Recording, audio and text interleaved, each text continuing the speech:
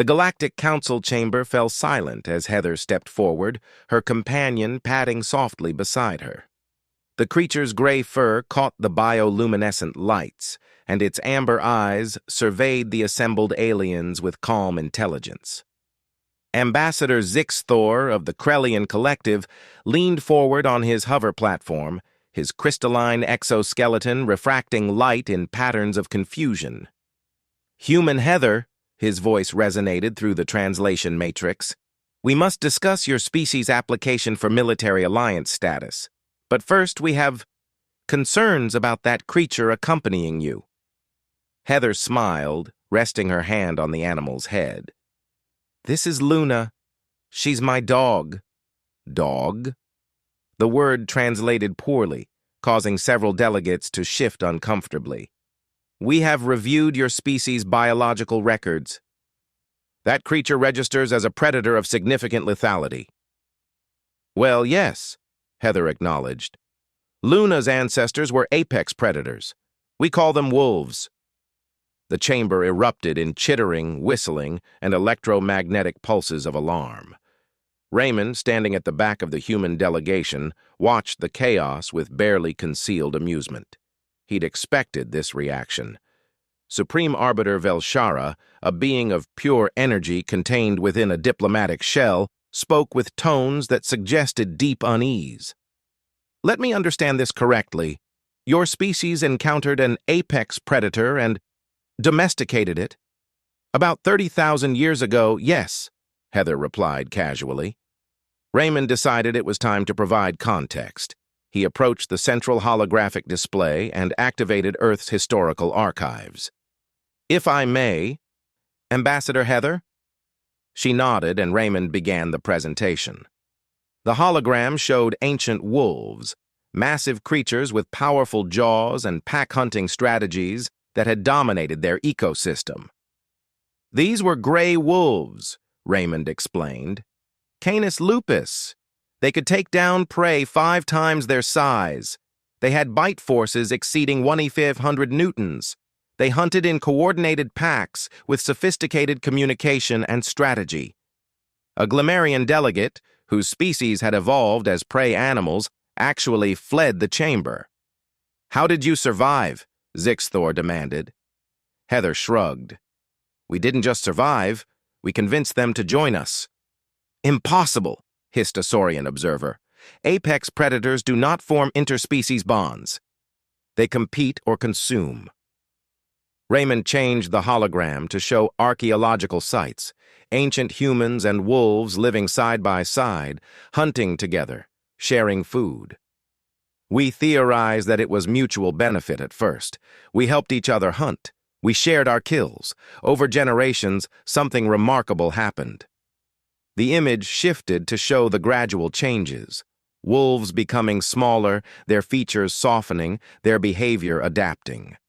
Then the explosion of diversity, dogs of every size, shape, and temperament imaginable. "You changed them?"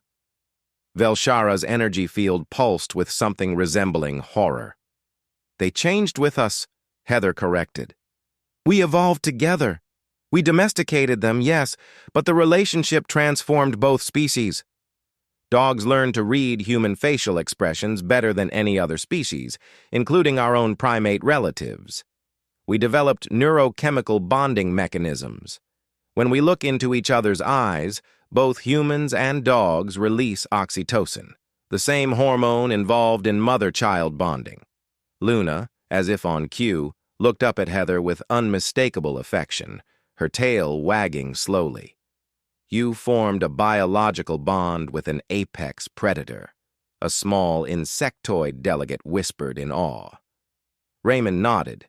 "And not just wolves. We've done this with multiple species across our planet's history. Horses, prey animals that could kill us with a single kick, became our transportation. Cats, solitary hunters with retractable claws, moved into our homes. We've domesticated birds of prey, wild boars, and even attempted to befriend bears." "Why?"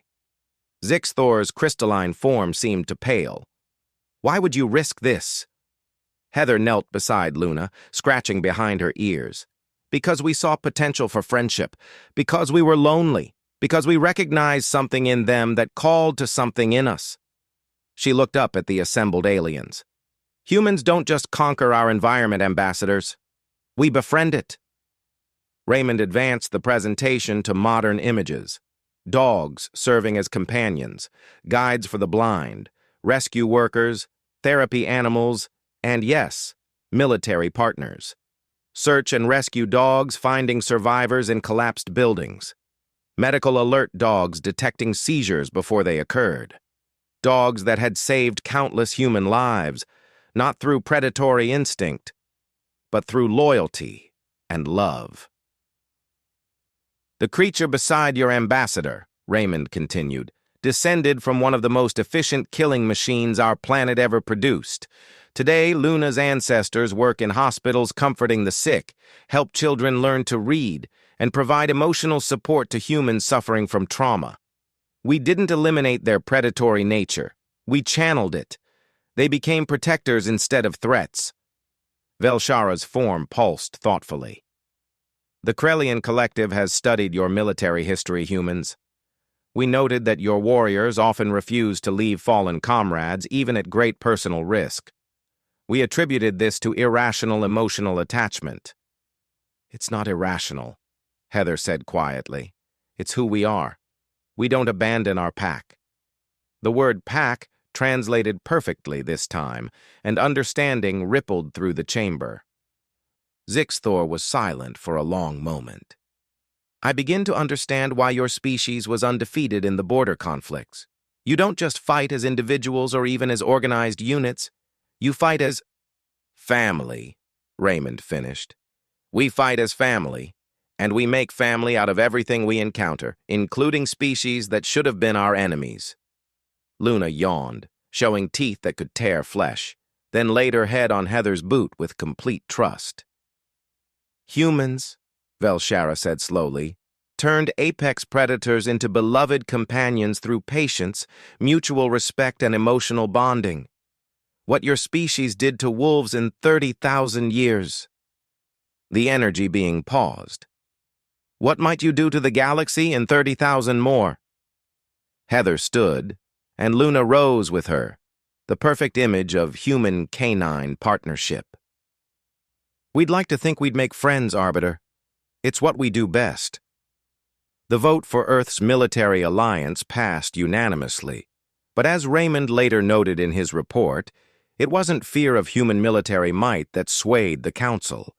It was the realization that a species capable of turning wolves into dogs might just be able to turn the chaotic, war-torn galaxy into something resembling a pack. And perhaps, just perhaps, that was more terrifying and more hopeful than any weapon humanity could have brought to the stars. End.